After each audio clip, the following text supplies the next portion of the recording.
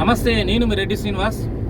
కోడంగల్ నియోజకవర్గంలో దాదాపు ఒక ఏడాదిలోనే సంక్షేమంలో కానీ అభివృద్ధిలో కానీ వాయు వేగంతో దూసుకుపోతున్న ఈ తరుణంలో కొందరు చిల్లర నాయకులు, బీఆర్ఎస్ కానీ ఇతర పార్టీ నాయకులు కానీ కేవలం రేవంత్ రెడ్డి కుటుంబాన్ని టార్గెట్ చేస్తూ అనేక విధాలుగా అవాకులు చెవాకులు పేలుస్తున్న ఈ సందర్భంగా, అరే మూర్ఖులారా, ఒకసారి కోడంగల్ నియోజకవర్గంలో ఒకసారి పర్యటన చేయండి.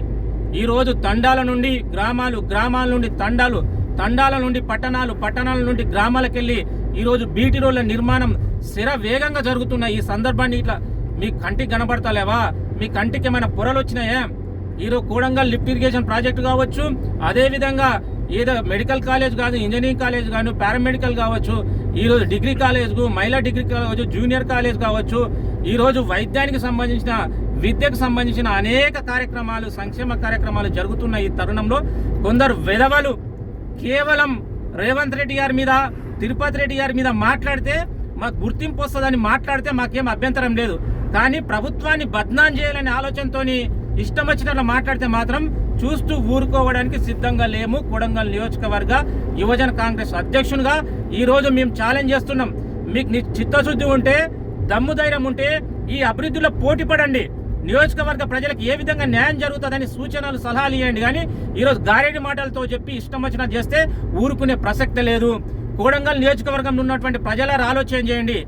దేశంలోనే ఒక నియోజకవర్గంలో కేవలం బీటీ రోడ్ల కోసమే 2,700 కోట్లు వెచ్చించిన ఏకైక ప్రభుత్వం, ఏకైక రాష్ట్రం, ఏకైక ముఖ్యమంత్రి, ఏకైక నియోజకవర్గం కోడంగల్ నియోజకవర్గం.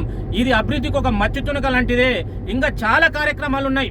కాబట్టి ఈరోజు కాంగ్రెస్ పార్టీలో ఉన్నటువంటి కొందరు ఎదవలు ఈరోజు కేవలం అమ్మ పాలు దాగి రొమ్మును దమ్మే వెధవలు ఇట్లా అవకాశం దొరికిందని ప్రభుత్వాన్ని బద్నాం చేసే ఒక ఆలోచనతో ఉన్నారు. కాబట్టి వారి మీద ఇట్లా ఈరోజు అధిష్టానం దృష్టి కేంద్రీకృతం చేయాలని విజ్ఞప్తి చేస్తూ, ఎవడైతే ప్రభుత్వాన్ని బద్నాం చేసి ఆలోచన చేసే వ్యక్తులను ఖచ్చితంగా ఈరోజు బుద్ధి చెప్పే కార్యక్రమాన్ని యువజన కాంగ్రెస్ నాయకులుగా మేము తీసుకుంటాం.